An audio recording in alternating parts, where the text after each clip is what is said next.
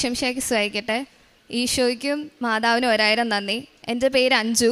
ഞാൻ Bangalore cent Thomas ഇടവകയിൽ നിന്ന് വരുന്നു. ഞാൻ ആദ്യമായിട്ട് ഉടമ്പടി എടുക്കുന്നത് ഏപ്രിൽ 2024 ഞാൻ ആദ്യമായിട്ട് ഇവിടെ വന്നത് തന്നെ മാതാവിൻ്റെ അടുത്ത് വരുന്നത് അന്ന് തന്നെ ഞാനാണ് ഉടമ്പടി എടുത്തത്. അന്ന് ആക്ച്വലി ഉടമ്പടി എടുക്കാനല്ല ഞാൻ വന്നത്, അച്ഛനെ കാണാൻ വേണ്ടിയിട്ടായിരുന്നു. ഞാനൊരു BPharm സ്റ്റുഡൻ്റാണ്. അപ്പം എൻ്റെ എക്സാംസിന് എനിക്ക് കുറച്ച് ഡിഫിക്കൽട്ട് തോന്നിയുകൊണ്ട് എനിക്ക് തോന്നി മാതാവിനെ കണ്ട് അച്ഛനെ കണ്ട് പ്രാർത്ഥിച്ച് കഴിഞ്ഞാൽ എനിക്ക് ഈസി ആവും തോന്നി ഞാൻ അന്ന് അച്ഛനെ കാണാൻ വന്നു. എൻ്റെ മമ്മിയുടെ പേര് മിനി. മമ്മി ഇവിടെ 2022 തൊട്ട് ഉടമ്പടി എടുത്തേക്കുന്നതാണ്.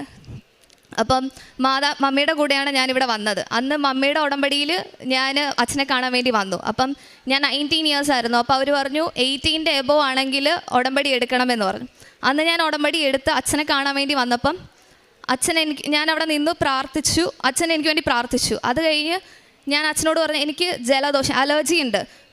ഒരു 18 വർഷമായിട്ട് തുടങ്ങിയ അലർജിയാണ്. എന്ന് പറഞ്ഞാൽ എനിക്കിത് തുടങ്ങിക്കഴിഞ്ഞാൽ ഫുൾ ഡേ ഭയങ്കര ജലദോഷമായിരിക്കും. എന്ന് പറഞ്ഞാൽ ഞാൻ എക്സാമിൻ്റെ സമയത്താണ് ഞാൻ കൂടുതലും സഫർ ചെയ്തേക്കുന്നത്. പേപ്പറൊക്കെ എഴുതാൻ നേരത്തെ എനിക്ക് എഴുതാൻ പറ്റില്ല. കൈയൊക്കെ ഫുൾ വെറ്റായിരിക്കുമായിരുന്നു, ഭയങ്കര നനഞ്ഞിരിക്കുമായിരുന്നു. അപ്പോൾ പേപ്പറൊക്കെ നനയുമായിരുന്നു. അപ്പോൾ ഇത് കാരണം ഞാൻ ഭയങ്കര വിഷമിച്ചിട്ടുണ്ട്, കാരണം എഴുതാനൊന്നും പറ്റത്തില്ലായിരുന്നു. അപ്പം ഞാനിവിടെ വന്ന് അച്ഛനോട് നിന്നിട്ട് ഞാൻ പറഞ്ഞു അച്ഛനോട്, അച്ഛാ എനിക്ക് ജലദോഷമുണ്ട്, അലർജിയാണെന്ന് പറഞ്ഞു. അച്ഛൻ എൻ്റെ തലയിൽ തൊട്ട് പ്രാർത്ഥിച്ചിട്ട് പറഞ്ഞു ബോഡി ഹീറ്റ് ആക്കണ്ട, നല്ലോണം ഫുഡ് കഴിക്കുന്നത് മാത്രമേ പറഞ്ഞുള്ളൂ. അതേ പിന്നെ ഇതുവരെ എനിക്ക് ആ ജലദോഷം വന്നിട്ടില്ല. 18 വർഷമായിട്ടുള്ളൊരു ജലദോഷമായിരുന്നു, ഇതുവരെ അതെനിക്ക് വന്നിട്ടില്ല. ഇതിന് മാതാവിനോട് 1000 നന്ദി ഞാൻ പറയുന്നു. രണ്ടാമത് ഞാനൊരു BPharm സ്റ്റുഡൻ്റാണ്. സോ ഞാൻ ഈ കോഴ്സ് എടുത്തപ്പോൾ ഞാൻ ഓർത്തില്ല ഇത് ഒരു ഡിഫിക്കൽട്ട് കോഴ്സ് ആയിരിക്കുന്നു, കാരണം എനിക്ക് ഭയങ്കര ഡിഫിക്കൽട്ടി ഞാൻ ഫേസ് ചെയ്തിട്ടുണ്ടായിരുന്നു. അപ്പം ഇതിനകത്തൊരു സബ്ജക്റ്റ് എനിക്ക് POC എന്ന് പറഞ്ഞൊരു സബ്ജക്റ്റ് ഭയങ്കര ഡിഫിക്കൽട്ടായിരുന്നു.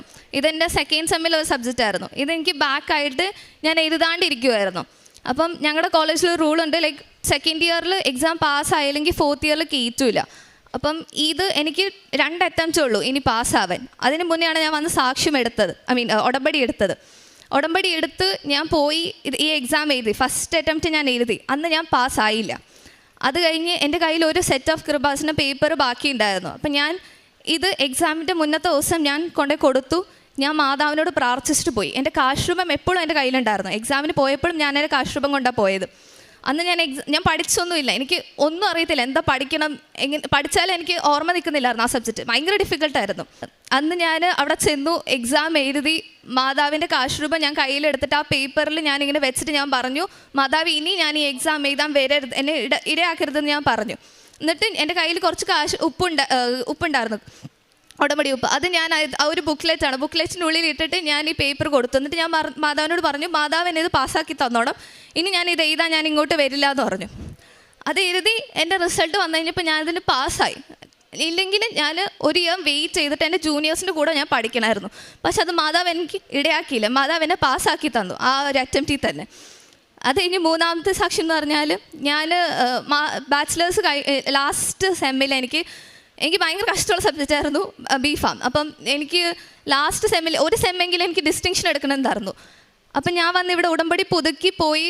അന്ന് ഞാൻ എക്സാം എഴുതി എല്ലാ പേപ്പറിലും ഞാൻ എക്സാം എഴുതി കഴിഞ്ഞപ്പോൾ എൻ്റെ കാശ് വെച്ചിട്ട് ഞാൻ പ്രാർത്ഥിച്ചു. ഉടമ്പടി കാശ് ഇങ്ങനെ വെച്ച് ഞാൻ പ്രാർത്ഥിച്ച് പറഞ്ഞു, ഇനി ഈ ഒരു സബ്ജക്റ്റ് പോലും എനിക്ക് തിരിച്ച് വന്ന് ഇനി എഴുതാൻ പറ്റരുത്, ഇടയാക്കരുത്, എല്ലാ സബ്ജക്റ്റും എനിക്ക് നല്ല മാർക്ക് എന്ന് പാസ്സാക്കണമെന്നും പറഞ്ഞു മാതാവിനോട്. അതായത് എൻ്റെ ഉടമ്പടി ഉപ്പ് ഞാൻ അതിൽ ഇട്ടിട്ടാണ് വന്നത്. അത് കഴിഞ്ഞ് റിസൾട്ട് വന്ന സമയത്ത് ഞാൻ എൻ്റെ 8th സെമ്മിൽ ഞാൻ ഡിസ്റ്റിങ്ഷനോടെ പാസ്സായി. അതിന് മാതാവിന് 1000 നന്ദി. അത് കഴിഞ്ഞ് ഞാൻ മാസ്റ്റേഴ്സ് എന്തെടുക്കണം എന്നുള്ളൊരു കൺഫ്യൂഷനിൽ ഇരിക്കുമായിരുന്നു. അപ്പം ഞാൻ ഉടമ്പടി പുതുക്കാൻ വന്നപ്പോൾ ഞാൻ ഇവിടെ ഈ ആൾക്കാരുടെ മുന്നിൽ വന്നിന്ന് പ്രാർത്ഥിച്ചു മാതാവിനോട്. എനിക്ക് ആകെ കൺഫ്യൂഷനാണ്, എന്തെടുക്കണം, എവിടെ പോകണം എന്നുള്ളൊരു ഭയങ്കര കൺഫ്യൂഷനായിരിക്കുമായിരുന്നു. അപ്പം മാതാവ് എനിക്ക് ഒരു കോഴ്സ് കാണിച്ചു തന്നു, അത് എവിടെയാണെന്നും കാണിച്ചു തന്നു. അതിന് ഞാൻ അപ്ലൈ ചെയ്തു. അവിടെ നിന്ന് ഞാൻ UK അപ്ലൈ ചെയ്തു. ഞാനത് ഒരു സാക്ഷ്യം ഞാൻ കേട്ട സമയത്ത് ഞാൻ മാതാവിനോട് ഇങ്ങനെ പ്രാർത്ഥിച്ചുകൊണ്ടിരിക്കുകയായിരുന്നു. എനിക്ക് എങ്ങനെയെങ്കിലും ഒരു സൈൻ എനിക്ക് ഞാൻ എങ്ങോട്ടാണ് പോകേണ്ടതെന്നുള്ളൊരു സൈൻ എനിക്ക് തരാൻ വേണ്ടി ഞാൻ മാതാവിനോട് പ്രാർത്ഥിച്ചുകൊണ്ടിരിക്കുക. അന്ന് ഞാനും മമ്മി ഇങ്ങനെ സാക്ഷ്യം കേട്ടുകൊണ്ടിരിക്കുന്ന സമയത്ത് അതിനകത്ത് ആ ചേച്ചി പോയത് UK ആയിരുന്നു. അപ്പം ഞാൻ ഫിക്സ് ചെയ്തു, എന്താണെങ്കിലും ഞാൻ ഇനി UK തന്നെ പോകുന്നത്, കാരണം മാതാവായിട്ട് എനിക്ക് പറഞ്ഞു തന്നൊരു സ്ഥലമാണ് UK എന്ന്. അന്ന് ഞാൻ അപ്ലൈ ചെയ്തു. അവിടെ നിന്ന് എനിക്ക് മാതാവ് എല്ലാം വേഗം ആയിരുന്നു. ഓഫർ ലെറ്റർ വന്നു. അത് കഴിഞ്ഞിട്ട് ഞാൻ വേഗം എല്ലാ കാര്യങ്ങളും വേഗം അപ്ലൈ ചെയ്തു, എല്ലാം ചെയ്തു. അത് കഴിഞ്ഞ് ലോണിൻ്റെ കാര്യത്തിൽ എനിക്ക് ഭയങ്കര ബുദ്ധിമുട്ടായിരുന്നു. ലോൺ അപ്ലൈ ചെയ്തിട്ട് എല്ലായിടത്തു നിന്ന് റിജക്ഷൻ മാത്രമാണ് വന്നുകൊണ്ടുണ്ടായിരുന്നത്. അത് കഴിഞ്ഞ് ലാസ്റ്റ് ഒരു സ്ഥലത്ത് ഓക്കെ ആയി കഴിഞ്ഞപ്പം അവർ ഡിസ്പേഴ്സ് ചെയ്തില്ല. എനിക്ക് എക്സാമിന് ലാസ്റ്റ് ഡേറ്റ് തന്നിട്ടുണ്ടായിരുന്നു ഫീസ് കെട്ടുന്നതിൻ്റെ. ആ ഫീസ് കെട്ടുന്നതിൻ്റെ ലാസ്റ്റ് 2 ദിവസത്തിന് മുന്നേ എനിക്ക് അത് ഡിസ്പേഴ്സ് ചെയ്യണം, കാരണം അവിടെ റീച്ചാണ്. പക്ഷെ ഇവർ ഡിസ്പേഴ്സ് ചെയ്തില്ല. അപ്പം അന്ന് ഞാൻ ഡെയിലി ബ്രെഡ് രാവിലെ കൂടാൻ നേരം അച്ഛൻ പറഞ്ഞു 48 ഹവേഴ്സിനുള്ളിൽ ഇത് നടക്കുമെന്ന് പറഞ്ഞു. ഞാൻ പിറ്റേ ദിവസം ഞാൻ നോക്കുമ്പോൾ അവർ കാശ് ഡിസ്പേഴ്സായി, എൻ്റെ ഫീസ് അവിടെ പേ ചെയ്തു. എന്നിട്ട് എനിക്ക് അവിടെ നിന്ന് മെയിൽ വന്നു എൻ്റെ ഫീസ് പേ ആയി എന്ന് പറഞ്ഞിട്ട്. അത് കഴിഞ്ഞ് നെക്സ്റ്റ് എന്ന് പറഞ്ഞാൽ എനിക്ക് ക്യാഷ് ലെറ്റർ, അതെന്ന് പറഞ്ഞാൽ കൺഫർമേഷൻ ലെറ്റർ വരണമായിരുന്നു കോളേജിൽ നിന്ന്. അത് വരാൻ ഭയങ്കര ലേറ്റായി. അപ്പം ഞാൻ അതിനൊരു ഇൻ്റർവ്യൂ അറ്റൻഡ് ചെയ്യണമായിരുന്നു. ഇൻ്റർവ്യൂ അറ്റൻഡ് ചെയ്ത് കഴിഞ്ഞപ്പം അവർ പറഞ്ഞു ഈ ഇൻ്റർവ്യൂ ഞങ്ങൾക്ക് അക്സെപ്റ്റ് ചെയ്യാൻ പറ്റില്ല, കാരണം ഇതിനകത്ത് ഫുള്ള് മെമ്മറൈസ് ചെയ്ത പോലെയാണ് ആൻസേഴ്സ് എന്ന് പറഞ്ഞു. അത് കഴിഞ്ഞ് അത് ഞാൻ ഉടമ്പടി പുതുക്കാൻ വേണ്ടി വരുന്ന ദിവസമാണ് എനിക്ക് ആ ഒരു മെയിൽ വന്നത്. അത് കഴിഞ്ഞ് ഇവിടെ വന്ന് ഞാൻ ആ മാതാവിനോട് പ്രാർത്ഥിച്ചു, മാതാവേ ഒരു ഇൻ്റർവ്യൂ ഞാൻ ഇനി അറ്റൻഡ് ചെയ്യും, ഒരു ഇൻ്റർവ്യൂ കൂടെ ഉണ്ട്. ആ ഇൻ്റർവ്യൂ അറ്റൻഡ് ചെയ്ത് കഴിയുമ്പോഴത്തേനും എനിക്ക് ക്യാഷ് ലെറ്റർ വരണമെന്ന് ഞാനിവിടെ വന്ന് പ്രാർത്ഥിച്ചു. മാതാവിനോട് പ്രാർത്ഥിച്ച് എൻ്റെ പാസ്പോർട്ട് ഞാനിവിടെ ഇവിടെ വെച്ച് താരെ വെച്ചിട്ട് പ്രാർത്ഥിച്ചു. അത് കഴിഞ്ഞിട്ട് ഞാൻ പോകുന്ന വഴിക്ക് മാതാവിൻ്റെ പ്രൊസഷൻ പോകുന്നുണ്ടായിരുന്നു. അപ്പം ഞാൻ ആ പാസ്പോർട്ട് എടുത്തിട്ട് മാതാവിൻ്റെ അവിടെ വെച്ചിട്ട് പ്രാർത്ഥിച്ചു. അത് കഴിഞ്ഞപ്പോൾ എനിക്ക് ഫുൾ കോൺഫിഡൻസ് ആയി, എൻ്റെ ക്യാഷ് ലെറ്റർ വേഗം വരും, എൻ്റെ വിസയും വേഗം വരും എന്ന് ഒറ്റ കോൺഫിഡൻസ് ആയി. അത് കഴിഞ്ഞ് വിത്തിൻ 1 മന്തിൽ തന്നെ എൻ്റെ ക്യാഷ് ലെറ്റർ വന്നു. അത് കഴിഞ്ഞ് അന്ന് തന്നെ ഞാൻ എൻ്റെ വിസയ്ക്ക് അപ്ലൈ ചെയ്തു. എൻ്റെ വിസയും വിത്തിൻ 1 മന്ത് തന്നെ എനിക്ക് വന്നു. അത് കഴിഞ്ഞ് ഞാൻ ഈ മാസം 24th ഞാൻ UK പോവാണ്. എൻ്റെ വിസയും എല്ലാം വന്നു.